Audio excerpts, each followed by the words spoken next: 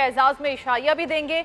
आसिफ जरदारी, बिलावल भुट्टो और मौलाना फजलुर रहमान को भी दावत दे दी गई है। खालिद मकबूल सिद्दीकी, खालिद मगसी, मालिक बलोच समेत दीगर रहनुमा इस इजलास में मदऊ किए गए हैं। फहद चौधरी से मजीद तफसीलात जानेंगे। ये कब तक होगा इजलास? जी बताइएगा फहद, क्या अपडेट्स हैं इस हवाले से?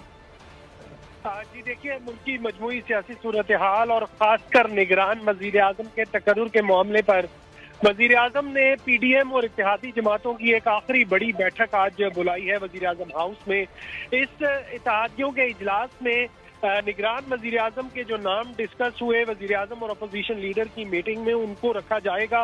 अपोजिशन लीडर की जो तजावीज़ हैं उनको भी वजीर आजम अपने इत्तेहादियों के सामने रखेंगे। इस इजलास के बाद वजीर आजम इत्तेहादियों को इशाया भी देंगे और तमाम जो PDM और इत्तेहादी जमातों के सरबराहान हैं उनको दावत दे दी गई है।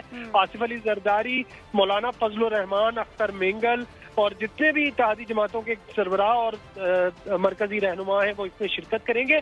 और अपोजिशन लीडर से भी आज दूसरी मुलाकात किसी भी वक्त मुतवक्को है वजीर आजम की, क्योंकि वजीर आजम ने अपना गिलगित बल्तिस्तान का जो दौरा है वो मनसूख कर दिया है मसरूफियात के बाइस, और ये निगरान वजीर आजम के तकर्रुर के मामले पर जो मुशावरती इजलास बुलाए हैं उनकी वजह से दौरा मनसूख कर दिया है।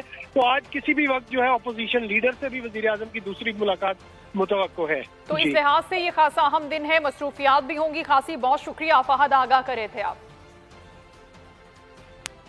सिंध असम्बली और सूबाई काबीना